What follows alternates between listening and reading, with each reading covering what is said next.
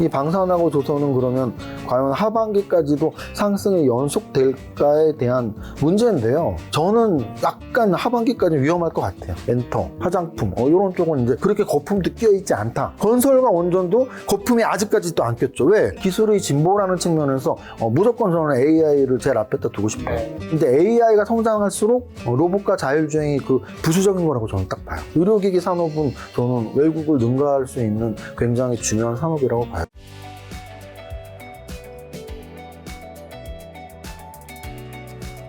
자, 지금 벌써 sem세님 5월 말인데요.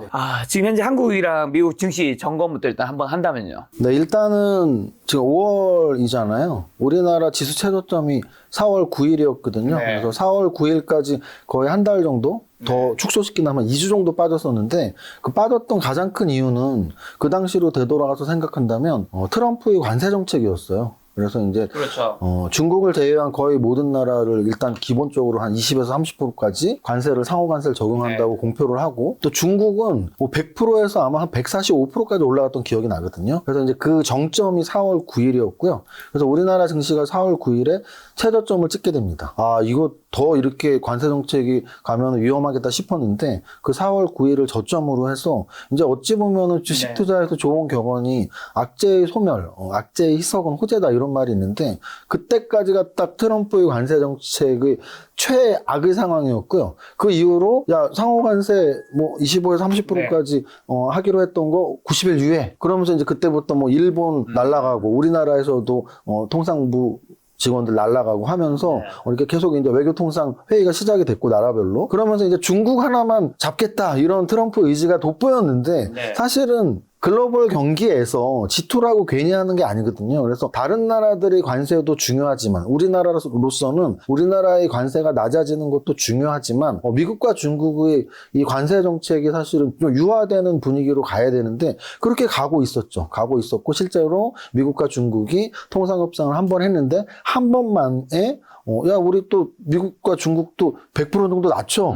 뭐 이런 식의 굉장히 파격적인 협상이 나오면서 주식 차트에서는 V자형 반등이라고 하는데요. 4월 9일을 저점으로 해서 V자형 반등이 나왔습니다. 우리나라 거래소 지수를 한번 보면 V자형 반등이 무슨 뜻이냐면 아까 제가 말씀드렸던 4월 9일이 저점이란 말이에요. 그래서 이 저점을 기준으로 한 2, 3주가 떨어졌었고 그리고 또 4월 9일을 저점으로 해서 한 달 이상 반등을 줬습니다. 최근 한 일주일 정도 V자형의 오른쪽 끝자락에서 일주일 정도 조정을 줬지만 뭐 밑에 이평선을 깔고 또 4월 9일보다 많이 올라와 있기 때문에 그렇게 위험한 상황이라고 보여지진 않습니다. 미국 차트를 봐도 똑같아요. 그때 저점으로 해서 지금 반등을 줬고 글로벌 차트가 대부분 비슷하거든요. 그래서 여기서 알 수 있는 건 어떤 변수보다 트럼프의 입 변수가 가장 컸고 4월 9일 전까지는 굉장히 글로벌 경기를 공포로 몰아갔다면 그 이후부터는 좀 약간 유화적인 제스처를 쓰고 실질적으로 관세도 좀 낮아지는 효과가 나오면서 약간의 안정을 찾았습니다. 그러면 오늘 이후로의 글로벌 지수 특히 미국 증시나 우리나라 증시는 어떻게 되느냐에서 여전히 트럼프의 입이 가장 중요하다고 저는 생각하고요. 그 가장 큰 이유는 지금 트럼프 2기 행정부잖아요. 그럼 과연 8년 전에는 어땠을까 했을 때 미국, 중국 무역 분쟁이 한 번의 협상으로 끝나지 않았거든요. 거의 1년 반을 끌었었단 말이에요. 그래서 지금 트럼프 행정 초기에 지금 벌어지고 있는 이제 몇 달 만에 벌어진 일들인데 지금 이게 완전히 뭐 마무리가 됐다 끝났다라고 보기는 힘들 것 같고요. 8년 전을 유추해서 그때처럼 지금도 그런 사건들이 연결이 된다면 이라고 가정을 한다면 아직은 좀 더 협상이 남아있고 뭐 트럼프의 그 변덕스러운 입이 또 얼마나 호전적으로 바뀔지 모르니까 좀 지켜봐야 될 것 같고요. 그리고 이제 1차적으로 가장 중요한 변수가 트럼프의 입, 특히 관세라고 말씀드렸다면 미국 증시에서는 뭐 그거에 파생되는 이야기들이지만 결국은 모든 게 연결이 되어 있어요. 며칠 전에 이번 주에 나왔던 얘기죠. 미국의 신용등급이 하락했었거든요. 맞아, 무디스. 네, 신용등급의 하락 같은 경우는 사실은 재정지출이 계속 나왔기 때문이고 그래서 이런 것들이 다 모여서 국채금리가 급등을 했었고 그래서 결국은 트럼프의 관세 정책이 앞으로의 금리 인하 정책이랄지 국채금리랄지 뭐 이런 것들이 다 연결이 되어 있다고 보시면 되고 이제 우리나라 자체적으로 본다면 두 가지 변수가 가장 크다고 봐요. 우리나라 변수에서는 환율 변수인데요.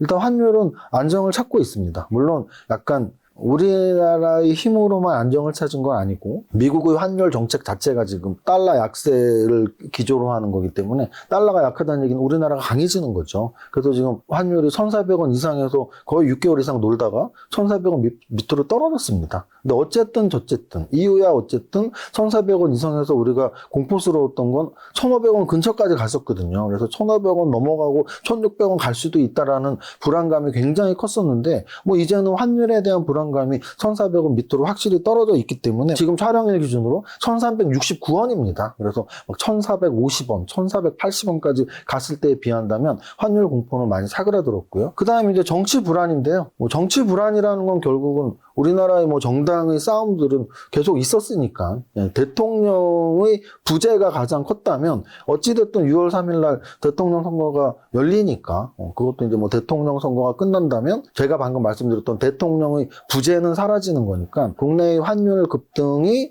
1,400원 밑으로 내려갔고 6월 3일 날 대통령 선거가 있고 그럼 국내적으로의 그런 악재들은 어느 정도 마무리가 되는 국면이고 미국에서의 트럼프의 입에 대한 악재도 어느 정도 마무리가 되고 있지만 그 불확실성은 아직은 남아있다. 왜? 8년 전에도 미국 중국 무역 분쟁이 몇 달 만에 끝나지는 않았기 때문에 정도로 말씀을 드립니다. 그러면 지금 환율도 좀 안정이 됐고 우리나라 한국의 정치 불안정성도 어쨌든 6월 3일이 되면 누가 되든 어쨌든 대통령이 결정되는 거면 이제 트럼프의 입이 남은 건데 이제는 한 80일 정도 남았을까요? 80일 뒤에 좀 어떤 결과가 펼쳐질까요? 사실 처음에 굉장히 미국과 중국이 서로 보복성으로 굉장히 강하게 때렸다가 굉장히 거의 한 100% 가까이 낮춰서 지금 뭐 30% 뭐 20%씩 서로 합의를 하고 그다음 90일, 80일 뒤에는 이제 그때 어떻게 되느냐가 증시에 또 뒤흔드는 거잖아요. 근데 어느 정도 뭐 그거를 그때 가서 다 막 알고 난 다음에 투자하는 거는 좀 늦을 수 있으니까 어떻게 될 것이다라는 거 어느 정도 좀 예측을 하고 투자를 해야 되는 게 아닌가 싶어서요. 우리가 트럼프의 어떤 행정에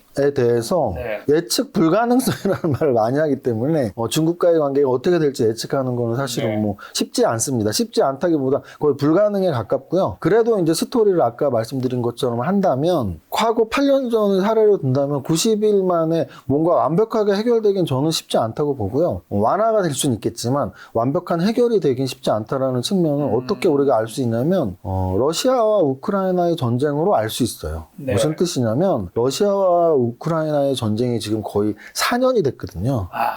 뭐 아마 횟수로 4년일 거예요. 거의 만으로 3년일 거예요. 22, 23, 24, 25. 네, 그래서 이 3, 4년이 될 건지는 그 당시에는 아무도 예측을 못 했거든요. 그리고 심지어는 트럼프가 호언 장담을 했단 말이죠. 내가 대통령만 되면 끝난다.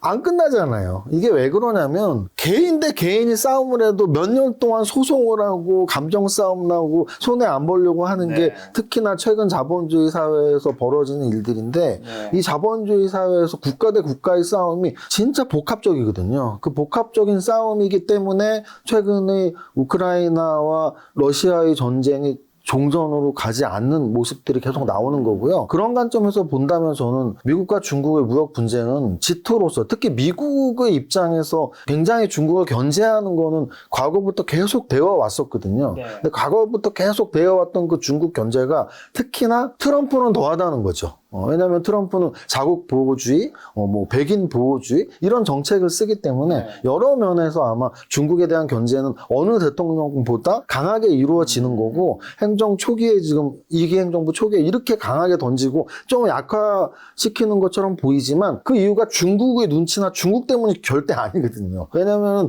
그렇게 과하게 했을 때 미국 증시가 폭락을 했었죠. 그리고 글로벌 증시가 폭락을 했었고 뭐 연준이한테 좀 어찌 보면 강압적으로 우리들이 보기에도 강압적으로 야 관세 우리 부과할 건데 경기가 너무 안 좋아지면 안 되니까 빨리 금리 인하해줘. 금리 인하해줘라고 거의 반강제로 밀어붙였거든요. 안 그러면 너 자를 수도 있다. 이렇게 하다가 하루 만에 꼬리를 내렸어요. 왜냐하면 우리나라와 같지 않게 미국은 연방준비위원회의 독립성이 완전히 보장이 되는 나라고 역대 어느 대통령도 연방준비위원장을 갈아 끼운 적이 없거든요. 그래서 그냥 말로 윽박질릴 수 있지만 법으로 안 된다는 걸 알기 때문에 그리고 또 방금 김 작가님 말씀하신 것처럼 지지율도 뭐 대통령 취임 이후에 몇 달 만에 그 바닥을 치는 대통령은 거의 처음이라고 여론조사가 나오는 것처럼 그래서 트럼프도 어찌 보면 궁지에 몰렸기 때문에 중국한테 양보하는 듯한 그리고 우리도 얻을 걸 얻었다는 듯한 제스처를 취하고 있지만 네. 그거는 되게 일시적인 제스처일 수도 있고 90일 안에 그게 해결되거나 이제 완전히 90일 안에 협상 마무리 원래 예전처럼이라고 나올 확률보다는 좀 지금 눈치를 보고 있는데 다시 한 번 더 강공책을 쓸 확률이 저는 더 높다고 봅니다. 네. 자, 그러면 올해 상반기, 이제 뭐 6월은 아직 안 나왔지만 5월까지 가장 많이 오른 주도섹터는 지금 어디예요? 일단 작년부터의 흐름으로 말씀을 드릴게요. 네. 작년 뭐 한 여름, 가을, 겨울, 올해 1분기까지 정말 많이 올랐던 거는 사실은 1순위는 방산주입니다. 방산. 1순위는 방산주죠. 그게 왜 그러냐면 이게 참 재밌는 건데요. 지금 HTS 화면을 보시면 시가총액이 쫙 있잖아요. 네. 근데 이제 제가 쓴 책 삼박자 투자법에 제가 시가총액 비교법이라는 그 주식 분석 방법을 자세히 설명한 게 있는데요. 시가총액 상위 종목을 매일 보면서 이런 업종 간의 변동, 시가총액 순위 변동을 보면 이 업종이 진짜 요즘에 강세 업종이구나. 이 업종이 앞으로도 더 강할 수도 있겠구나. 이 업종은 약화되고 있구나. 이 업종은 앞으로도 약화될 수 있겠구나. 이 업종의 대장주는 누구인지가 한눈에 보이는 게 시가총액 상위 종목들이 분석이거든요. 그럼 제가 한번 이 종목 이름으로만 설명을 한번 드려볼게요. 네. 주인공은 일단 현대차입니다. 근데 주인공이 현대차인데 올랐다는 건가요? 아니죠. 시총이 떨어지고 있다는 얘기입니다. 네. 현대차를 주인공으로 설명을 하면 최근 한 20년 동안 우리나라에서 어떤 업종들이 계속 강해지고 왔고 오늘까지 어떤 업종이 강한지가 해석이 다 돼요. 현대차 기아가 7위, 8위입니다. 네, 자 보세요. 원래 우리가 한 30년 전, 40년 전에는 한국전력 1위였고요. 한국전력이 그냥 국민주의 시기가 있었죠. 근데 이제 삼성전자가 반도체 산업에 들어오고 글로벌 기업이 되면서 시총 1위를 꿰찬 이후로 한 번도 시총 2위를 내준 적이 없고요. 삼성전자 이후에 시총 2위를 꿰차고 꽤 오랫동안 2위를 지속했던 종목이 바로 현대차입니다. 그래서 현대차 같은 경우에 시가총액 2위를 유지할 때 그때는 전차시대라는 말이 있었어요. 전차시대. 지수가 올라가려면 삼성전자의 전 그리고 현대차의 차 전자산업과 자동차 산업이 올라가야지 지수가 오르고 큰 장이 온다라는 말. 그때가 전차 시대였거든요. 그런데 시총 2위 현대차를 제일 먼저 내려가게 한 종목이 SK하이닉스였습니다. 그래서 SK하이닉스가 시총 2위가 되면서 반도체 산업이 확실히 우리나라의 제1의 산업이 되었다라는 것을 인정하게 되는 그 시총 순위 변화였고요. 근데 그 이후에 삼성바이오로직스 그리고 지금은 10위까지 밀렸지만 셀트리온이 3, 4위를 하던 시절이 있었어요. 시총 3, 4위. 네. 그럼 현대차를 밀어내고 그래서 그때부터 제약바이오 산업이 굉장히 커지고 있다는 걸 알 수 있었죠. 그래서 지금까지도 삼성바이오로직스가 시총 3위고요. 자, 그 다음 몇 년 전에 뭐 2, 3년 전이죠. 2022년부터 2023년까지 돌풍이 있었죠. 어떤 업종에? 2차전지 돌풍이 있었죠. 그래서 2차전지 돌풍이 있었고 2차전지 시총 1위가 오늘까지도 LG에너지 솔루션이고요. LG에너지 솔루션이 시총 4위까지 있습니다. 그럼 제가 지금까지 말씀드린 건 한 15년 전, 20년 전부터 삼성전자가 SK하이닉스로 대변되는 반도체 산업의 활성화, 그 다음이 제약바이오, 그 다음이 2차전지. 근데 그 다음엔 어떤 업종이 올라왔냐면 하나에어로스페이스가 올라와 있잖아요. 시총 5위입니다. 5위. 5위. 네, 시총 5위입니다. 방산주가 시총 탑10 안에 들어온 건 처음이었고요. 10위, 9위, 8위, 7위, 6위, 5위까지 올라와 있습니다. 그래서 아까 질문했던 작년부터 올해까지 상반기까지 가장 1년 동안 많이 오른 업종 하나만 꼽으라면 방산주고요. 방산주의 대장은 하나에어로스페이스였고 부대장은 LIG 넥스원, 현대로템 그리고 그 아랫단에 있는 애들이 한국항공우주 정도라고 말씀을 드릴 수가 있습니다. 네. 그리고 지금 방산주 다음에 뭐가 있었니? 뭐가 있었냐면 일단 6위에 KB금융이 있어요. KB금융도 10위 밑으로 한참 내려갔었거든요. 근데 지금 6위까지 올라왔다는 얘기는 뭐다? 작년부터 올라오진 않았지만 최근 들어서 한 두세 달 정도 지수가 4월 9일 때 바닥치고 올라올 때 선도적으로 올라왔던 게 금융주예요. 그래서 금융주가 선도적으로 올라왔던 이유는 뭐냐면 관세 정책에서 자유로울 수 있는 업종이 몇 개 안 되거든요. 근데 금융주는 뭐 수출을 하는 업종이 아니잖아요. 그래서 내수주기 때문에 내수주에서도 가장 안정적인 KB금융이 시총 6위까지 올라와 있고요. 이제 현대차가 시총 7위예요. 그래서 어찌 보면은 이게 이제 현대차 같은 경우는 수출 주도 산업이었잖아요. 네.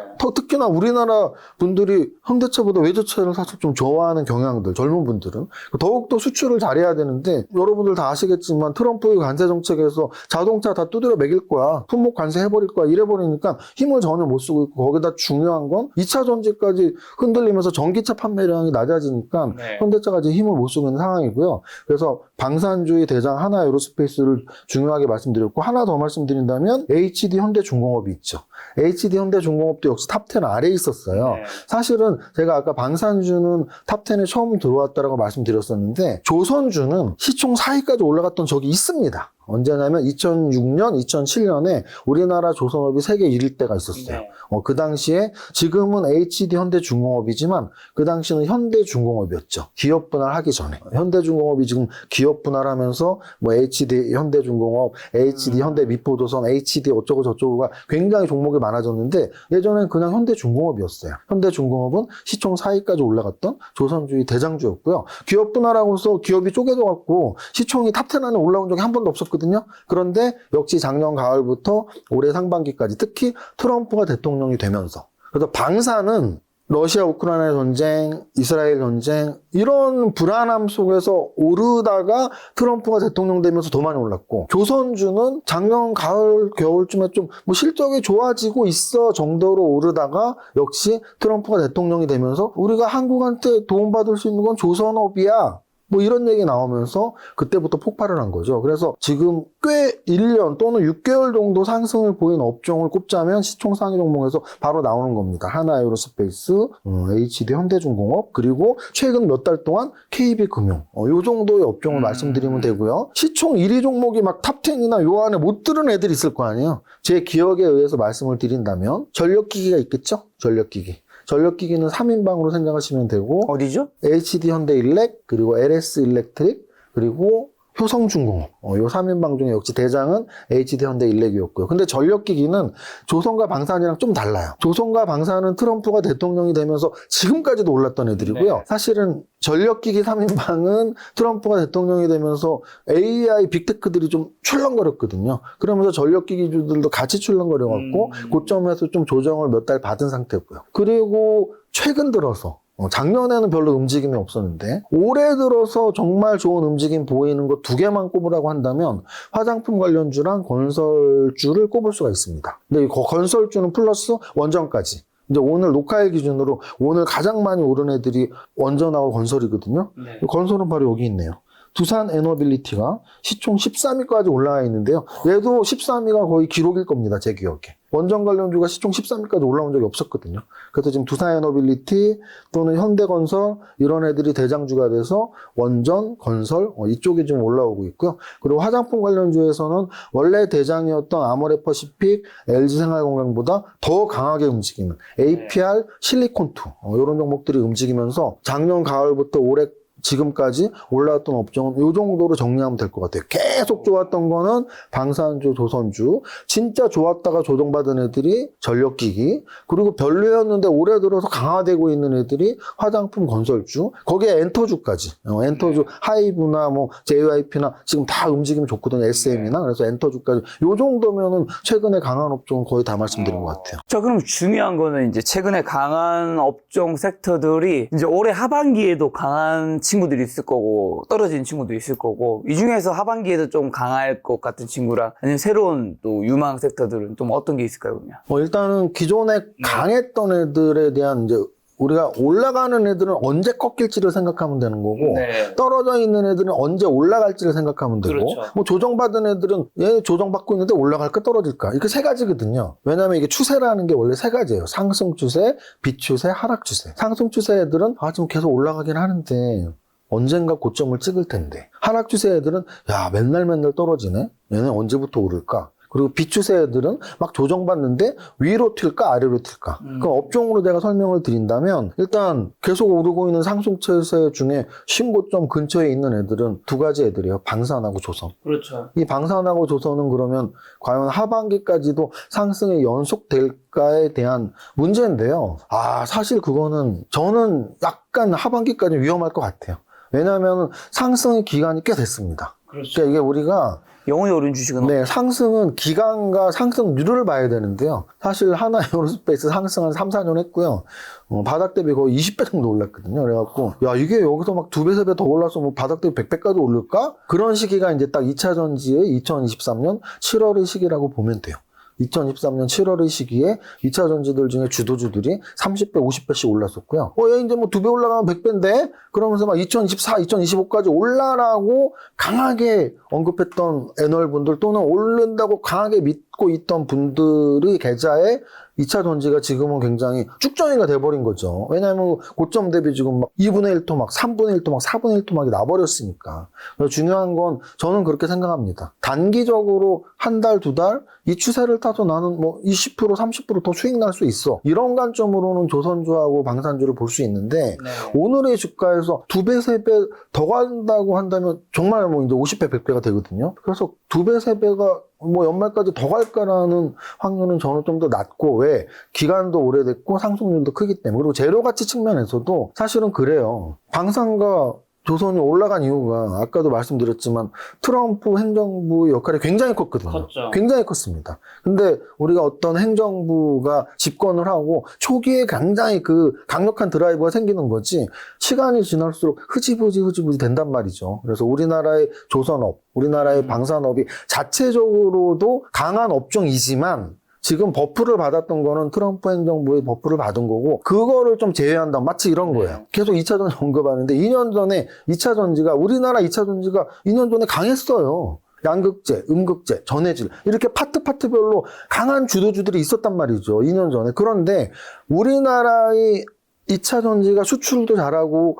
막 매출액 또는 영업이익이 퀀텀 점프를 했었단 말이에요. 매출액 2배, 영업이익 3배 막 이렇게 올랐었죠. 네. 그런데 그걸로만 올랐던 게 아니란 말이에요. IRA 법 때문에 올랐던 거죠. 그렇죠. 바이든의. IRA 법이 버프를 준 거예요, 사실은. 근데 그 버프가 없어졌잖아요. 심지어 지금 폐지돼요, 폐지된다니까 지금 오늘까지도 2차 전지는 연일 신저점을 찍고 있거든요. 그래서 저는 그렇게 생각해요. 지금 방산주, 조선주를 좋아할 수 있어요. 저도 추세론자이기 때문에 아직까지 꼭지의 증거는 없습니다. 네. 여전히 신고가 근처에 있고요. 실적도 좋은 회사들이고. 그래서 이거 더 올라갈 수도 있잖아. 맞습니다. 근데 그 여태까지 올라갔던 거에 약간의 거품이 끼었던 이유는 트럼프 행정부 때문이고, 그 거품은 언제든지 빠질 수 있기 때문에 그걸 우리가 좀 조심해야 된다고 생각을 해요. 그래서 제가 지금 이 설명을 드리면서 왠지 가치주와 성장주에 대한 개념을 한 번 더 설명을 드리고 싶은데, 제가 쓴 책에도 설명을 드렸는데 주식은 4가지가 있다고 봐요. 4가지. 가치 평가를 했는데 기업 가치 대비 싸게 팔리고 있어. 그건 저평가주죠. 네. 근데 가치 평가를 했는데 기업 가치보다 비싸게 팔리고 있어. 그거는 고평가주입니다. 고평가주. 네. 평가 기준으로는 저평가주하고 고평가주가 있는 거예요. 자, 그 다음 성장의 기준으로 본다면 회사가 몇 년 동안 성장하고 있어. 그거는 성장주. 근데 회사가 성장을 못하고 있어. 그거는 역성장주. 그러면 요거를 조합을 쫙 하면 4가지가 있죠. 성장 저평가주가 있고, 성장 고평가주가 있고, 역성장 고평가주가 있고, 역성장 저평가주가 있어요. 근데 그러면 방산하고 조선은 어디에 해당될까요? 오늘 기준으로 본다면, 예를 들어 한 6개월 전 기준으로 본다면 성장 저평가주였죠. 왜?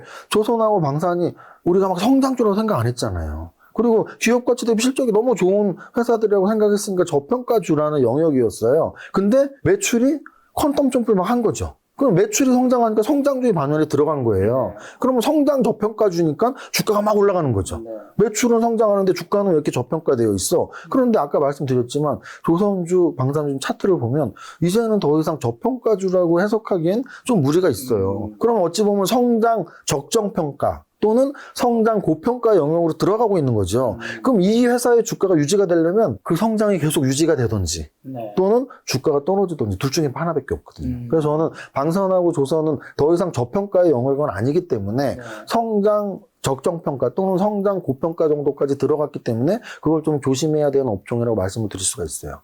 자, 그 다음 그러면 예를 들어 정반대에 있는 2차 전지. 2차 전지는 예를 들어서 2023년 7월 기준으로 말씀드릴게요. 2013년 7월에는 뭐였을까요? 계속 회사들이 성장하고 있었습니다. 근데 적정평가를 넘어서서, 왜냐하면 주가가 막 50배씩 올랐으니까 30배, 20배. 그러면 성장 고평가였죠. 네. 근데 아까도 말씀드렸지만 성장이 끝나면 역성장 고평가가 돼버려요. 제일 안 좋은 주식이 역성장 고평가가. 근데 그게 딱 2차 전지의 최근 2년의 흐름이었죠. IRA법이 흔들리고 네. 전기차 안 타고 유럽이나 미국에서도 야 전기차 특히 주지 마. 그거 그거 불편해 죽겠네. 우리나라 사람들도 사실 전기차 피크를 찍다가 보조금 많이 주고 할 땐 타다가 요즘에는 아이 뭐 전기차를 타 뭐 이런 분위기가 굉장히 강하잖아요. 그러니까 이제 성장을 멈췄어. 그게 역성장이잖아요. 근데 굉장히 IRA 법안 때문에 주가 버프를 받았어. 네. 그러니까 역성장 고평가 주가가 돼버린 거죠. 그럼 주가는 폭락할 수밖에 없죠.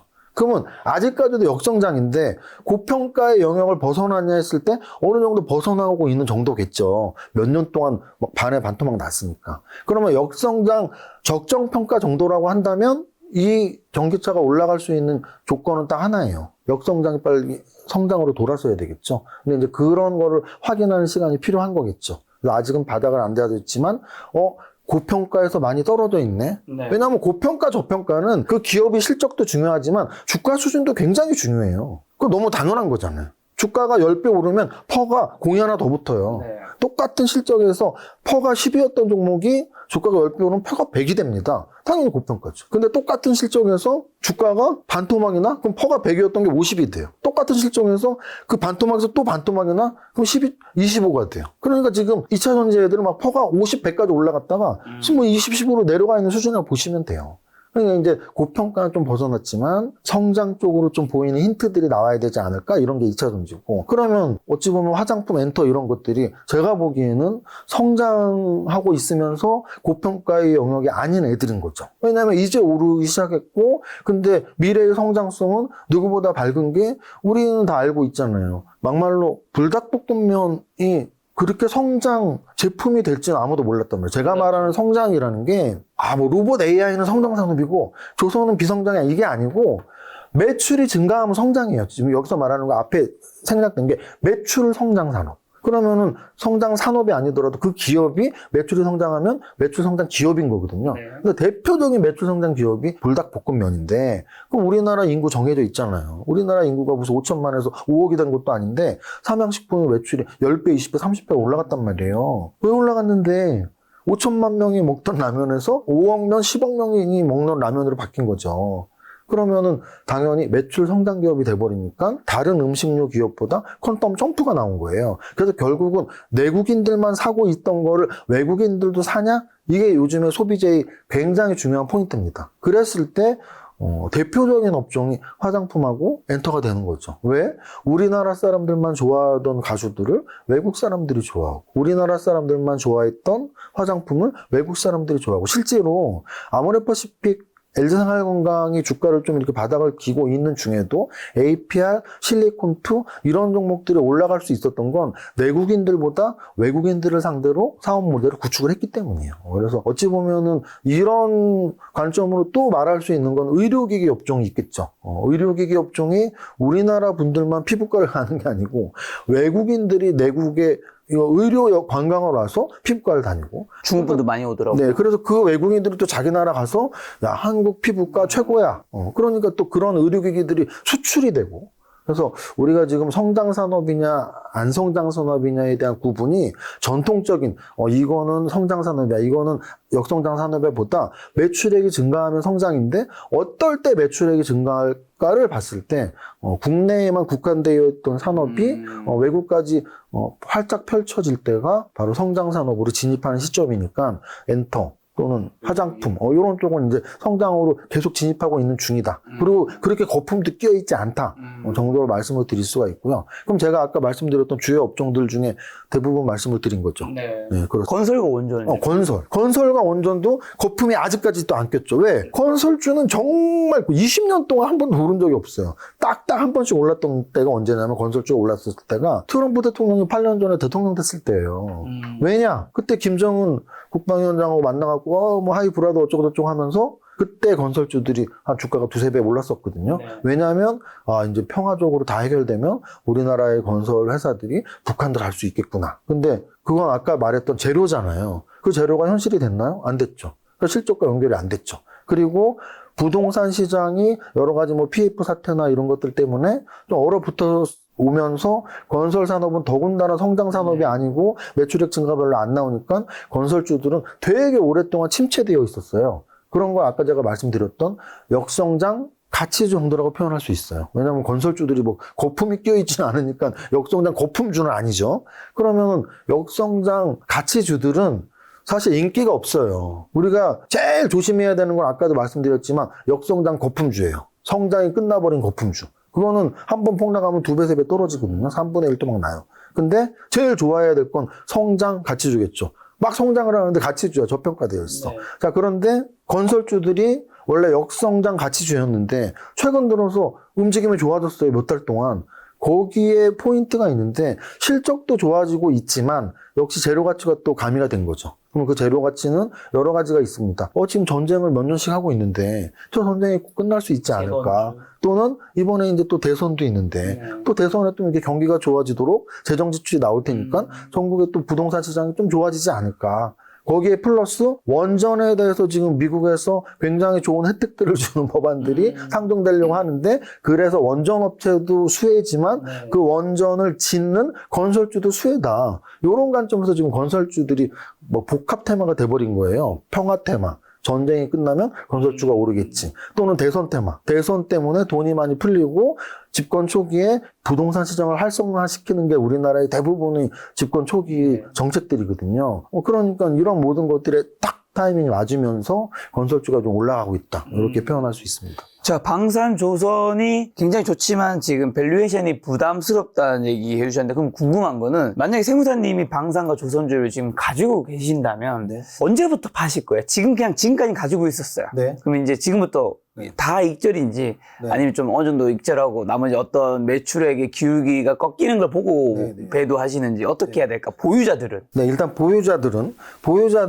사실 둘 중에 하나예요. 네. 올라가면서 파는 분들이 있고요. 네. 떨어지면서 파는 분들이 있거든요. 네. 근데 아마도 올라가면서 파는 분들은 거의 다 팔았을 거예요, 지금. 그 아마도 지금의 보유자들은 최근에 사신 분들 말고, 최근에 사신 분들은 뭐 단기 매매로 들어갔을 수도 있지만, 나는 지금 조선이나 방산 갖고 있어서 한 100% 수익 났어. 뭐 150% 났어. 심지어 200% 났어 하는 분들은 올라가면서 아마 안 판 분들일 거거든요. 그분들은 아마 추세 매매를 믿는 분들일 거예요. 그럼 추세 매매를 믿는 분들은 꺾이는 게 확인되고 파는 거거든요. 그럼 여기서 이제 질문을 할 수 있겠죠. 어떤 게 꺾이는 거야? 그렇죠. 어떤 게 꺾이는가에서는 결국은 저는 삼박자 투자를 좀 주창을 하니까 세 가지로 확인할 수 있습니다. 삼박자 투자. 이번에 또 허영만의 주식 타짜 슈퍼게임 이세무사님 편이죠. 허영만 작가님 쓰신 거고 세무사님 쓰신 책은 아닌 거죠. 인터뷰를 하신 거죠. 그렇죠. 여기에 나오는 이제 삼박자 투자 얘기해 주시려는 거죠. 맞습니다. 자연스럽네요. 감사합니다. 좋죠. 네. 그래서 맞습니다. 여기에 있는 허영만 하백님의 주식 타짜 슈퍼게임이 이세무사 편. 그래서 이 책 한 권에 여기 뭐 인쇄 받으세요? 아니죠. 제가 주인공이니까. 저 여기 뒤에 보면 이정윤 이름까지 써 있네요. 어쨌든 이 책이 잘 되는 게 그래서 기분 좋은 일이니까요. 사실은 제가 태어나서 가장 재밌게 본 영화가 타짜거든요. 그리고 타짜의 주인공이 곤이라면 주식 타짜의 주인공은 이제 이정윤이다. 이렇게 허영만 하백님이 제 책 한 권에 저만 이렇게 나오게 분권화 시켜줘서 감사한데요. 어쨌든 그래서 한박자 투자법으로 재료 그리고 차트, 그리고 가치 이렇게 세 가지로 말씀을 드린다면 이런 성장 산업이 끝이 언제 끝날지 차트적 관점으로 본다면 고점 대비 몇 % 꺾였냐 또는 고점 대비 어느 이평선을 깨고 내려갔냐가 굉장히 중요해요. 그래서 좀 빨리 파시는 분들은 고점 대비 20% 정도 또는 고점 대비 한 21선 꺾일 때 파시는 분들이 꽤 있고요. 난 좀 더 버틸래. 난 어차피 한 2배 지금 남았고 나는 좀 더 버티고 싶은데 그런 분들은 61선 깨질 때까지 또는 한 30% 빠질 때까지. 근데 만약에 아니야 나는 방산하고 조선 앞으로 3년 4년 더 갈 거고 죽어도 안 팔아. 죽어도 안 팔아라는 생각은 버리자. 왜냐면 30%까지 빠지면 또는 한 40%까지 빠지면 전고 좀 돌파하는 게 쉽지 않거든요. 매물벽이 워낙 많아서 고점에 매물벽이 많아서 그래서 차트적인 관점에서는 좀 빠르신 분들은 20% 좀 늦어도 한 30%선 그 정도에서는 파시는 게 맞고 내가 산 가격에서가 아니고 고점 대비 30%라는 뜻은 이 지금 조정이 폭락이 아니라 조정 겪고 다시 올라간다고 생각하는 그런 걸로 좀 봐야 되겠네요. 지금 한번 말씀드릴게요. 자, 하나 에어로스페이스가 네. 고점이 88만 원이에요. 네. 88만 원에서 한 10% 빠진다는 얘기는 80만 원이죠? 20% 빠지는 거는 뭐 한 72만 원 되겠네요. 그리고 30%가 빠지면 한 65만 원? 그러면 한 72만 원까지 내가 참아줄 수 있다는 얘기 아까 제가 말씀드렸지만, 이평선으로 친다면 21선 지금 왔다 갔다 하니까, 나 61선까지는 버텨. 요 부분이에요, 요거. 그래서 차트로 한다면 난 한 61선 깨면 좀 위험할 것 같은데, 왜냐면 61선 잘 안 깨거든요. 잘 안 깬단 말이죠. 그래서 61선 또는 뭐 한 20에서 25%, 30% 정도까지 퍼센트로 고점 대비 이렇게 말씀을 드리는 거고요. 자, 조정을 받고 있는 HD 현대일렉을 보면 예를 들어 고점이 45만 원이었잖아요. 네. 이 45만 원에서 만약에 이평선 위주로 한다면 이미 다 파셨어야 돼요. 추세 매매자들은. 추세 매매자들이 버티고 있을 리가 없습니다. 이때 팔았겠죠. 다 이평선 다 깨고 내려갔으니까. 그렇죠. 또는 고점 대비 몇 퍼센트가 빠졌냐에서도 45만 원짜리가 30만 원 깼으면 거의 30% 빠진 거거든요. 네. 팔았어요. 추세 매매자. 야, 왜 팔았냐? 여기서 다시 올라갔잖아. 그건 사실 추세 매매자의 몫은 아니죠. 단기 매매자의 몫이고 길게 끌고 온 사람들은 이렇게 휘청휘청할 때 사실 파는 게 맞고요. 그래서 아까 말씀드렸지만 나 고점 대비 몇 퍼센트에서 팔 거야. 또는 이평선 못 깨면 팔게요라고 자기 자신 좀 결정을 해놓는 게 맞다. 그렇게 말씀을 드리고 차트적인 거고. 그 차트적인 거고. 그럼 재료적인 거는 계속 말씀드리지만 방산과 조선은 지금 우리나라 자체 강한 산업도 있지만 글로벌 경기 또는 글로벌 산업의 움직임들을 도와준 게 있거든요. 그러면 그게 바뀔 때 말씀드렸지만 뭐 종전이 나온다든지 또는 트럼프 행정부에서 우리나라 조선업 엄청 펌프질해주다가 별것도 없이 그냥 흐지부지 된다든지 뭐 이래버리면 뭐 닥쳤던 개가 돼버리니까. 그래서 자체의 실적도 중요하지만 자체 실적은 주가 올라가는 게 이미 충분히 반영이 됐고 트럼프 행정부의 어떤 행정에 대해서 우리가 좀 기대하라는 게 있는데 그게 어떤 변수가 생기면 좀 불안해져야 되는 게 맞고 그다음에 이제 마지막으로는 실적인데 실적. 뭐 우리가 실적을 미리 예상할 수는 없으니까 그러면 결국은 분기에 한 번씩 나오니까 분기 실적에서 계속 퀀텀 점프를 하고 있는데 분기 실적이 역성장으로 내려가 버렸다. 그러면 또 의심을 해야죠. 이거 성장이 끝났나? 계약이 이제 끝났나? 뭐 이런 식으로 생각하면 될 것 같습니다. 자, 그러면 이제 미국이 패권 통화를 지키기 위해서는 달러의 신뢰를 유지할 수 있는 실질적인 투자처가 필요하다면서 그 해답으로 미국이 주도하는 신기술 분야로 뭐 AI나 양자 컴퓨터, 휴머노이드, 소형 원자로에 투자해야 된다 이런 얘기 하시는 전문가도 있던데 세무사님이 원래 또 성장주 투자 좋아하시는 분이니까 이게 다 성장 관련 것들이잖아요. AI, 양자 컴퓨터, 휴머노이드, 소형 원자로 어떻게 보시나요? 일단은 뭐 미국의 패권주의 이런 거는 둘째 치고요. 왜냐면은 저는 사실은 뭐 그 말씀을 어느 분이 했는지 모르니까 그냥 저희 생각은 사실은 그래요. 특히 미국이라는 나라에서 그 산업을 주도해서 올라가진 않습니다. 전기차라는 산업을 육성해야지 해서 테슬라가 시총 탑10 안에 든 게 절대 아니거든요. 그래서 저는 사실은 미국의 패권주의 뭐 이런 거보다는 자연스러운 과학의 성장, 기술의 진보 이런 것들을 저는 훨씬 믿고요. 훨씬 믿습니다. 특히 미국은. 우리나라 또는 우리나라보다 훨씬 더 후진국들은 그 나라의 육성 정책들이 있어요. 예를 들어 우리나라 저는 방산과 조선은 우리나라의 확실한 정책이었다고 봐요. 과거부터 우리나라 방산은 무조건 필요했죠. 왜? 그렇죠. 우리나라 남북 분단 상황이니까. 조선? 당연히 정책적이었죠. 왜? 돈 10원도 없이 고 정주영 회장이 유럽 가고 돈 빌려가고 조선소 진 거 아니에요. 나라에서 안 도와줬으면 절대 그렇게 못합니다. 그러니까 우리나라의 조선산업, 우리나라의 방산산업은 나라에서 야 우리나라 중공업 산업으로 가야 돼. 그리고 우리나라는 배도 필요하고 우리나라는 탱크도 필요하니까 이렇게 정책으로 밀어줄게. 너무나 당연히 있었던 거예요. 근데 그 정책으로 밀어줄 때 퀀텀 점프를 쫙 하다가 나라에서만 밀어준다고 주가가 오를 수는 없으니까 꽤 오랫동안 아까 말했던 역성장 가치주의 시기가 있다가 최근에 다시 한번 터뜨리면서 이제 모멘텀 상승이 나온 거고. 근데 이제 미국에 대해서는 저는 절대 그 동의하기 힘든 게 애플? 뭐 미국의 대통령이 뭐 아이폰 밀어줬나요? 구글? 미국의 대통령이 인터넷 사이트 밀어줬나요? 저는 그렇게 생각하지 않고요. 기술의 진보라는 측면에서 무조건 저는 AI를 제일 앞에다 두고 싶어요. 무조건. 왜냐면은 미국의 시총 상위에 있는 종목들이 다 엮여 있는 기술은 딱 유일하게 AI밖에 없습니다. 여러분들 다 쓰고 있잖아요, 지금. 요즘 사실은 저희 세대보다 뭐 대학생 세대 정도들은 거의 뭐 매일 AI 질문을 할 겁니다. 왜? 숙제하려면 리포트는 그냥 AI에 타면은 5시간 걸릴 거 사실은 50분이면 끝나죠. 10분의 1로 줄여줘요. 물론 AI가 써준 리포트를 바로 내면은 AI 답이 좀 이렇게 부정확한 것들도 있고 검사를 해야 되기 때문에 그 보는 시간인 거지. 기초 틀은 그냥 10분이면 잡아준단 말이죠. 그래서 우리 어떤 회사를 다니던 어떤 뭐 학교를 다니던 내가 어떤 작성해야 될 게 있다. 그러면 요즘은 더 이상 검색을 하지 않고 그냥 바로 물어보려면 우리가 검색을 했던 이유는 검색을 조합해서 뭔가를 만들어내려고 했던 거거든요. AI 만들어주니까. 이제는 만들어주니까. 그래서 AI는 앞으로 이거는 사실은 AI 생성형만 얘기한 거고 더 나아가서는 뭐 이제 뭐 자율주행 로봇이나 자율주행 차 이런 거에는 AI가 없으면 안 되겠죠. 알아서 운전해줘야 되니까. 네. 로봇도 알아서 움직여줘야 되고. 그래서 AI 산업은 뭐 미국의 육성 산업이 아니고요. 네. 그냥 기술의 진보 산업. 그래서 뭐 당연한 거다 AI는. 저는 AI 산업의 성장성은 항상 1순위로 유념해 두고. 근데 AI가 성장할수록 로봇과 자율주행이 그 부수적인 거라고 저는 딱 봐요. AI가 성장되면 우리가 이제 뭐 챗GPT에 물어보고 이런 거를 떠나서 우리한테 물리적으로 도움을 주겠죠. 물리적으로. 무슨 뜻이냐면 물리적 도움이 얼마나 중요하냐면 예전에는 내과에 가서 빨래를 했지만 이제는 세탁기에 딱 돌리면 우리는 하나도 시간 투자를 안 해도 되잖아요. 이제는 예전에는 막 얼음을 얼려갖고 얼음 사이에다가 넣어갖고 뭔가 얼렸다면 이제 그냥 냉장고에 넣기만 하면 된단 말이에요. 이게 이제 물리적 도움을 주는 것에 우리는 시간적 효용이 늘어난단 말이죠. 자율주행이 대표적인 거예요. 더 이상 우리가 운전을 안 해도 돼. 내가 부산을 갈 때 운전을 해서 4시간을 가는데 4시간 동안 내 자유시간이 생기는 거예요. 그러니까 무조건 자율주행은 필수인데 자율주행에서 핵심은 AI인 거고 로봇도 마찬가지죠.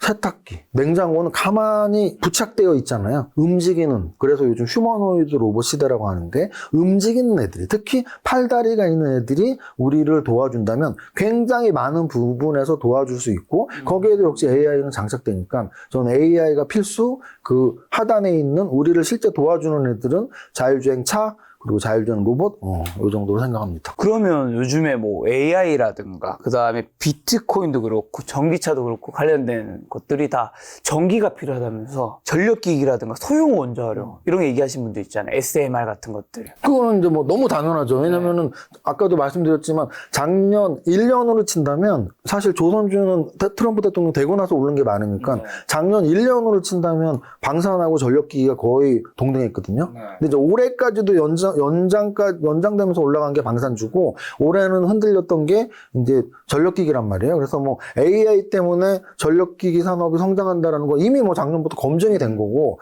그리고 이제 에너지 부분도 당연히 마찬가지죠. 그래서 이제 에너지 부분에 대해서는 제가 국내와 미국의 상황이 좀 다른 걸 설명을 드리면, 뭐 석유 에너지는 당연한 거고 어느 나라든 쓰니까. 근데 이제 석유 에너지를 제외한다면 그 다음 에너지원이 원자력과 신재생 에너지잖아요. 그러니까 신재생 에너지는 석유와 원자력을 제외한 대표적인 게 이제 풍력하고 태양광이 있겠죠. 그럼 이 두 가지에서 어느 게 더 우리한테 유리하냐 보다 어느 게 더 국가 정책적으로 밀어줄 것이냐가 사실 중요한 게, 아까 제가 웬만한 기술 진보들 성장 산업들은 국가에서 밀어주는 게 아니라고 했지만 에너지는 그렇지가 않죠.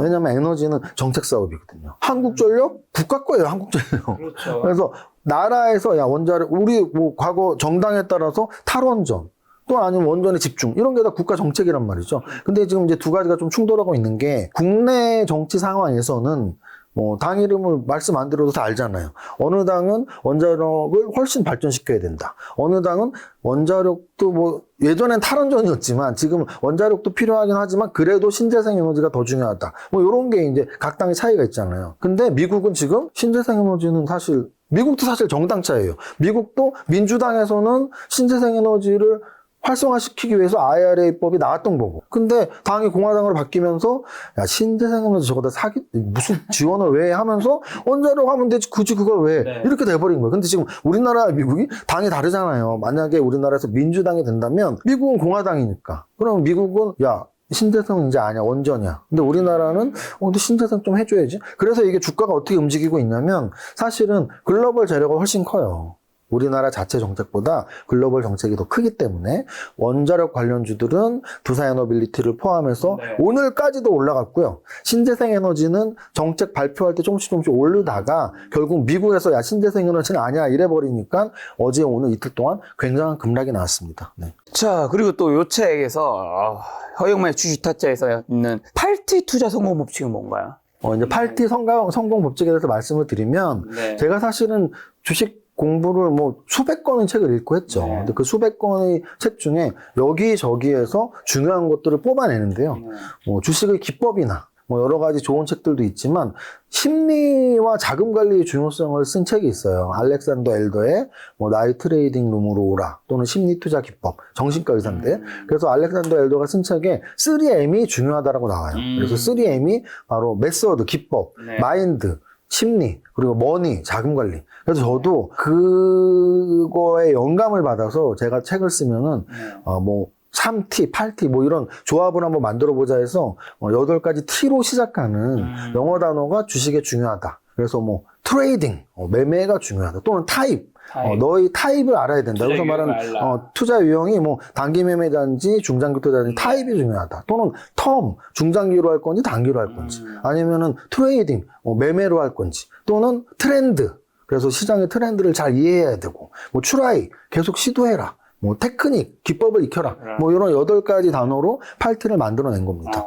그 중에서도 탑다운, 통찰력을 갖고 선택과 집중을 하라인데, 그럼 그 선택과 집중에서는 지금 이제 아까 전에 말씀해 주셨으니까 좀 정리를 해보면, 이제 경제 분석과 산업 분석과 기업 분석을 통해서 이제 내 투자 한정된 자원을 선택과 집중하라는 건데, 한국에서는 어디에, 미국에서는 지금 어디에 좀 더 집중해야 되는 거죠? 한 10년 전, 15년, 20년 전까지만 해도 아유 탑다운으로 하면 뭐가 중요해. 그냥 버텀업으로 특히 가치 투자 베이스로는 여러 가지 지표들을 그냥 돌려버리면 되거든요. 네. 여러 가지 지표를 돌려서 그냥 우량하고 좋은 종목 사면 되지. 산업 분석이 왜 필요하고 경제 분석이 왜 필요하고 미국이 어땠는지가 뭐가 중요해. 이런 이론들이 되게 많았어요. 10년 전, 20년 전까지만 해도. 근데 지금은 확실히 탑다운의 시대고요. 왜냐하면 이렇게 인터넷이 발달되고 유튜브가 발달되면서 서로 이런 어느 정도의 기법들이 공유가 된단 말이에요. 그렇죠. 근데 탑다운의 이론을 공부를 딱 하고 해보면 당연히 탑다운이 맞거든요. 탑다운은 뭐냐면 보세요. 미국이 요즘 어떻게 좀 불안한데? 또는 우리나라가 증시가 불안한데? 그러면 좀 투자 비중을 줄이고 좀 약간 보수적인 견지를 해야 되고 이게 탑다운이에요. 장이 좋은지 안 좋은지. 그 다음은 어느 업종에 투자할지가 저는 탑다운의 핵심이라고 봐요. 그래서 뭐 오늘의 질문도 계속 그렇게 질문하시는 거죠. 우리나라 최고의 대형 유튜버인 김 작가님도 워낙 유능하신 애널리스트들이 많이 나오는데 질문이 딱 그런 유형이잖아요. 요즘에 어떤 업종을 잘 봐야 되죠? 앞으로 어떤 업종이 좋아지죠? 라고 질문을 하는 이유는 그게 탑다운이거든요. 2천 종목 중에 이 종목을 사야 돼, 이 종목을 안 사야 돼 보다 2천 종목은 한 30개의 업종, 좀 더 세세하게 하면 50개의 업종, 좀 더 이렇게 좁히면 한 20, 30개의 업종인데 20, 30개의 업종 중에 어느 업종에 관심을 갖고 어느 업종에 안 관심을 갖고를 확 줄여버리니까 그게 바로 선택과 집중이죠. 네. 그래서 그렇게 보고 그 업종이 선택되면 그 업종 내에서 탑픽을 선택하면서 야, 나 이 업종에선 이게 제일 좋은데? 근데 그 탑픽 선정이 어려우면 대장도 사면 돼요. 우리가 오늘 실컷 말했던 원전주의 대장은 투자이노빌리티, 화장품의 대장은 시총으로는 아모레퍼시픽이나 LG생활건강으로 생각할 수 있지만 저는 미래의 성장성까지 본다면 APR, 또는 뭐 아까 말했죠. 전력기기는 HD 현대일래, 방사는 하나에어로스페이스. 이렇게 각 테마의 대장이 있거든요. 네. 그래서 아직 실력이 좀 초보면 테마를 확 잡고 그 업종을 잡고 거기서 대장주, 아니면 대장주가 너무 많이 올랐으면 얘를 한번 사볼까? 이런 시도를 하셔도 되고. 그래서 이게 바로 탑다운이고요. 탑다운 관점상 어떤 업종에 집중해야 되는지는 이미 아까도 또 설명을 하는 그런 부분들. 그리고 이 책에서 실전 투자 기법 8테크였는데 이걸 다 할 수는 없으니 제가 말씀드리면 3박자 투자법, 짝짓기 매매 기법, 신고가 종목 매매 기법, 신규 상장주 공략법, 생활 속의 종목 발굴법, 상한가 매매 기법, 분산 투자 기법, 시가총액 비교법 총 8가지가 있는데 이 중에서 생활 속의 종목 발굴법 한번 설명해 주시면서 혹시나 또 이 세무사님께서는 여러 가지 취미 활동도 하시고 뭐 여러 가지 취미 활동 한다는 그만큼 어떻게 보면 실생활에서 소비를 할 일도 굉장히 많다는 거니까요. 그리고 또 제가 알기로 와인도 굉장히 좋아하시고 하니까 올해 아니면 요즘에 생활 속에서 뭔가 어떤 내가 소비가 늘어난 품목에서 이런 종목 아니면 이런 섹터를 좀 봐야겠다 뭐 이런 게 있으신지. 일단 2가지로 말씀을 드릴게요. 네. 사실은 제가 이제 우리나라 주식은 아니고 우리 김 작가님하고 이렇게 단톡방에서 대화를 하다가 나왔던 건데요. 우리 이제 같이 뭐 러닝 크루를 같이 또 이렇게 맞아요. 같이 마라톤도 뛰고 했으니까. 근데 이제 김 작가님이 워낙 뭐 하나에 집중을 하면은 팍 꽂히는 성격이라서 네. 제가 보기에 마라톤을 하면서 운동화에 굉장히 집착을 하시더라고요. 맞아요. 집착했습니다. 운동화에 거의 집착 수준으로 뭐 굉장히 많은 운동화를 한 갖고 50개 있고. 있는 것 근데 같아요. 저는 이제 약간 실용적인 사람이라서 그냥 운동화 하나만 사서 신다가 뭐 좀 불편하면 또 하나 사고. 제가 세무사에 선물도 드렸잖아요. 그렇죠. 운동 근데 제가 2개 선물했었나요? 하나는 선물하고 하나 일본에서 같이 골라줬죠. 골라줬군요. 그 일본에서 네. 뭐 슈퍼 블라스트 그거. 네. 근데 이제 이 얘기를 왜 하냐면 계속 그 말씀을 하시는 거예요. 아식스를 선물해 줬는데 세무사님 아식스는 한국에서 살 수도 없고요. 일본 가서도 못 사요. 그래서 우리 단톡방에서 그런 얘기를 하면서 이제 야 그럼 아식스 생활 속의 종목 발굴법으로 봐야 되는 거 아니에요 했는데 아식스의 주가가 날아간 거죠. 그러니까 이제 사람들이 얼마나 그 신발을 샀으면 날아갔냐. 이런 게 이제 생활 속의 종목 발굴인데요. 저는 이제 국내 주식에서는 확실히 말할 수 있는 업종이 있습니다.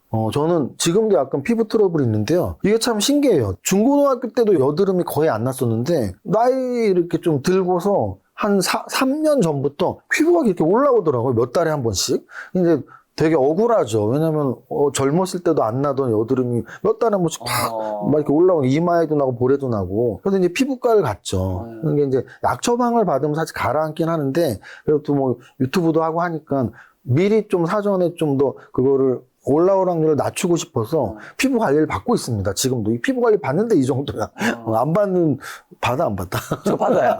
저 2달에 한 번 정도 갑니다. 저는 더 자주 한 2주에 한 번 가는데, 그래도 이 정도야. 근데 이제 중요한 건, 처음에는 그냥 올라온 거 약이나 먹고 가려고 했는데, 근데 다니다 보니까 또 피부가 좋아지는 시기가 있잖아요. 좋아졌을 때 또 피부과에서 이런저런 권유를 해주죠. 그래서 뭐를 이렇게 땡기는 리프팅을 하거나, 뭐 울셀라라든가. 네, 뭐. 피부에 넣는 스킨 부스터를 하거나. 뭐 있죠. 저는 이제 크게는 이렇게 두 가지로만 이해를 했어요.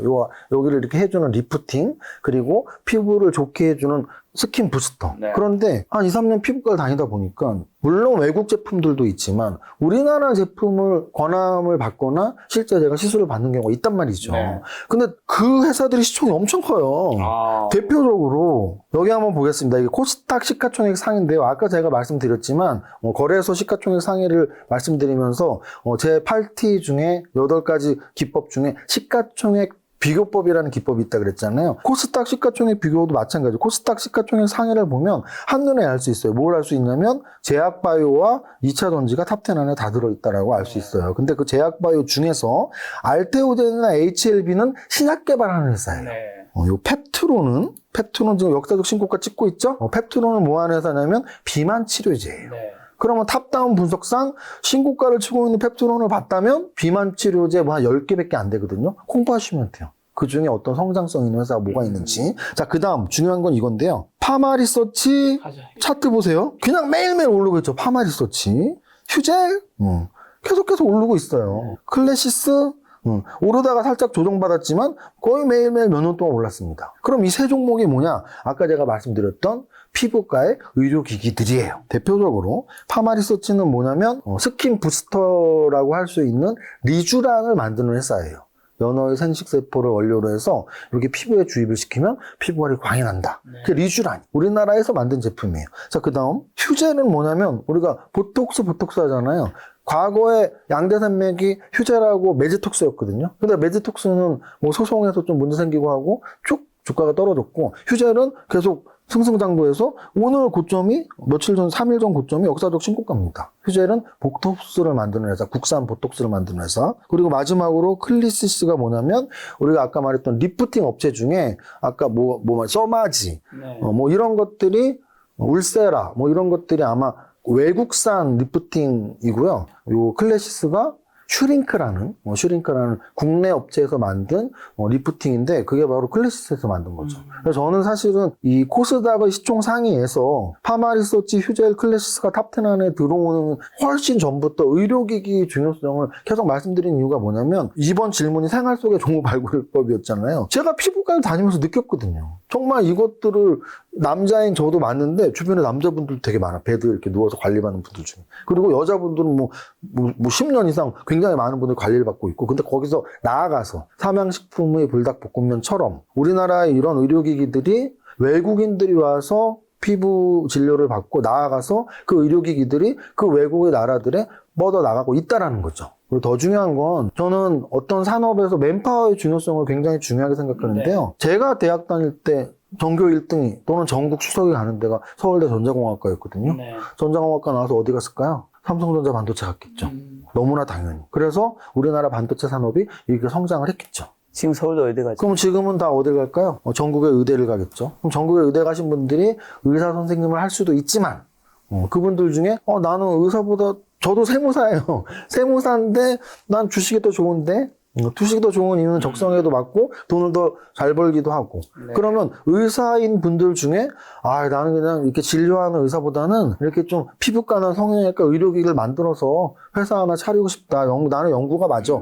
이런 맨파워가 굉장히 많을 거란 얘기죠. 세계에서 아마 가장 우수한 의사 인력을 우리나라가 보유하고 있을 겁니다.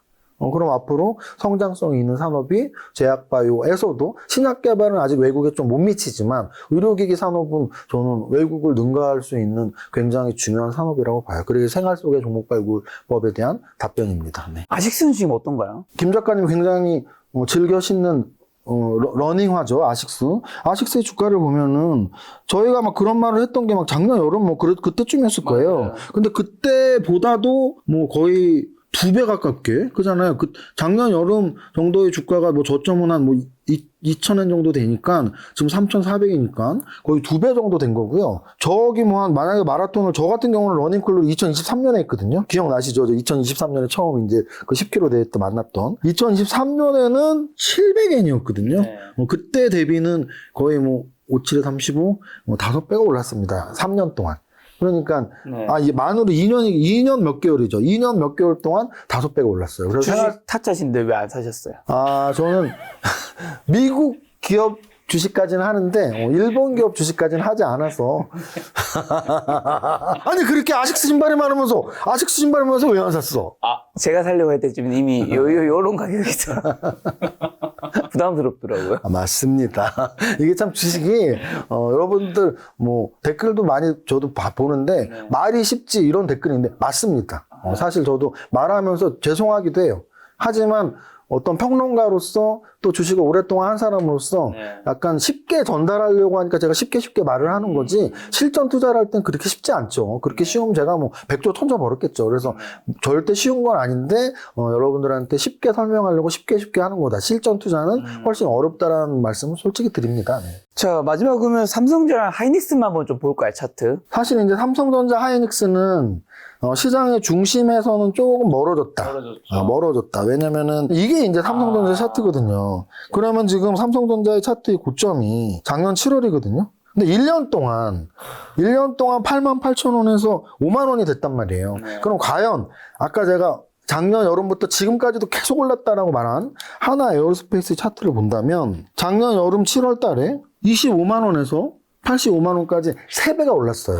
그럼 삼성전자는 88,000원에서 5만 원으로 오히려 한 30-40%가 떨어졌는데 하나 에어로스페이스는 3배가 올랐다고요. 네. 그러면 이거에서 우리가 알 수 있는 건 종목 하나하나도 중요하지만 업종의 선택이 중요한데 반도체 산업은 특히 삼성전자. 왜 그러냐면 SK하이닉스는 그렇진 않거든요. SK하이닉스는 삼성전자 정도는 아니었거든요. SK하이닉스도 작년 여름보다 사실 안 좋긴 하지만 그냥 그 정도의 주가 수준이거든요. 그렇죠. 그래서 이제 SK하이닉스는 1년 동안 제자리, 삼성전자 1년 동안 하락. 근데 아까 언급드렸던 오늘까지도 주도주인 방산, 조선주, 전력기기, 올해 들어서 좀 오르고 있는 건설, 화장품 이런 애들에 비해서 반도체는 사실은 시장의 중심에서 벗어나서 저는 그런 생각을 해요. TV 어떤 주식 관련 채널이나 또 이렇게 유튜브들 조회수 많이 나오는 분들 보면은 삼성전자랑 SK하이닉스는 안 건드릴 수가 없어요. 그렇죠. 왜냐하면 시총 1위, 2위니까. 그렇죠. 전 국민 중에 가장 많이 그 주식을 갖고 있으니까.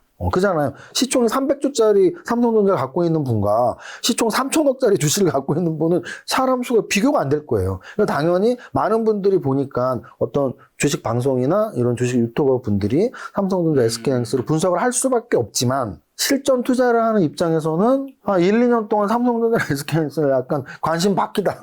왜냐하면 추세 매매자인 저로서는 1년 동안 떨어지고 있고 1년 동안 제자리인 주식을 볼 필요는 더더욱도 없고 또는 재료 매매를 하시는 분들도 좋은 재료가 나와도 주가가 꿈쩍도 안 하니까 할 필요가 없고 네. 그래서 어찌 보면 실전 투자 입장에서는 관심이 없는데 많은 분들이 갖고 있기 때문에 계속 좀 체크를 하는 그런 편의 주식들입니다. 저 오늘 세무사님과 긴 시간 이제 주식 시장도 여쭤보고 허영만의 주식 타짜 슈퍼엠 이세무사 편에 대한 이야기도 좀 여쭤봤는데 마지막으로 투자 조언 한마디만 주고 가신다면요. 제가 몇 년 전에 연세대학교에서 저희 행사 때 세무사님이 와주셨는데 그때 한 8개 종목을 이제 이런 것도 난 좀 좋게 본다 얘기해 주셨던 것 같아요. 그게 한 2021년쯤 됐던 것 같은데 그때 하나 에어로스페이스가 있었던 걸로 제가 기억합니다. 제가 이제 방산에서는 하나 에어로스페이스 그리고 로봇에서는 레인보우 로보틱스를 맞습니다. 거의 몇 년 전부터 언급을 계속 했던 이유는 네. 이제 저는 아까도 말씀드렸지만 산업을 근데 저는 이제 방산을 막 성장산업으로 생각하진 않았지만 방산은 어떻게 보면 우주항공하고 접해 있고 우주항공은 성장산업이 맞아요. 미국은 지금 화성에 성도익고도로 간다고 하고 있잖아요. 그래서 우리나라도 지금 우주항공청이 생기고 했던 이유는 우주항공은 성장산업이에요. 그래서 저는 우주항공의 하나 에어로스페이스, 로봇의 레인보우 로보틱스를 몇 년 전부터 성장산업의 대장주라고 언급을 했었는데 사실은 그렇습니다. 우리가 뭐 책 제목이 주식 타짜잖아요. 네. 근데 저는 타짜는 이렇게 도박을 하는 사람들이잖아요. 그렇죠. 근데 도박에서 그런 뭐 우스갯소리가 있어요. 고스톱이 3명을 뭐 포카가 5명이 치는데 5명 중에 누가 호구인지 모르면 내가 호구다 이런 말이 있거든요. 있죠. 우스갯소리예요. 근데 저는 주식도 그렇다고 봐요. 무슨 뜻이냐면 내가 주식을 지금 하고 있잖아요. 네. 근데 예를 들어 3년 동안 수익이 안 나. 그럼 뭔가 잘못된 거거든요. 네. 그러면 내가 호구가 되면 안 되는데 그럼 뭐가 잘못됐는지를 계속 체크하고 피드백하고 이런 게 중요하다고 저는 생각을 합니다. 그래서 만약에 여러분들이 오늘 제 영상을 보시면서 나는 여태까지 물려 있었던 그런 떨어져 있는 종목을 계속 갖고 있었는데 저런 종목들 막 2배, 3배 올랐어? 나는 뭔가 잘못하고 있었네? 맞습니다. 잘못하고 있었죠. 왜? 탑다운상 어떤 업종이 강한지 체크를 안 하신 거죠. 그래서 제가 생각하기에 제가 오늘 영상에서 말씀드렸던 기법이나 이런 것들에 대해서 처음 들으시거나 그렇게 아직 안 해보신 분들은 또는 가장 중요한 건 수익률이에요. 1년 동안 수익이 나신 분은 잘하고 계신 겁니다. 수익이 안 나신 분들은 좀 바꿔볼까? 공부를 좀 더 해볼까? 뭐 이런 노력을 좀 하셔야 되고 그 노력 중에 하나가 이 영상 그리고 제가 주인공으로 나오는 주식 타짜 책이 되면 너무 감사드릴 것 같습니다. 감사합니다. 이 책에서 이정윤 대표님이 가장 존경하는 외국인 투자자가 제시 리버모 얘기하면서 제시 리버모의 추세 매매에서 수익을 만들었다면 제시 리버모의 인생에서 주식 때 위험을 배웠다 뭐 이런 얘기 있던데 위험 관리 어떤 건 걸까요 좀? 위험 관리는 정확히 말씀드릴게요. 한 종목 사면 안 됩니다. 제가 이렇게 고객들하고 상담을 많이 하는데요. 한 종목을 사시는 분들이 좀 있어요. 근데 뭐 예를 들어 100만 원, 200만 원으로 한 종목 산다? 해도 돼요. 왜냐하면 100만 원, 200만 원은 한 달 동안 벌 수 있는 수입이니까. 근데 만약에 5억, 10억을 한 종목에 샀다? 안 됩니다. 5억, 10억은 거의 막 몇 년 동안 모아서도 힘들 수 있는 돈이잖아요. 평생 모은 돈일 수도 있고. 그래서 5억, 10억을 한 종목에 사면 절대 안 되고요. 근데 여기서 여러분들이 헷갈려 하시는 게 있어.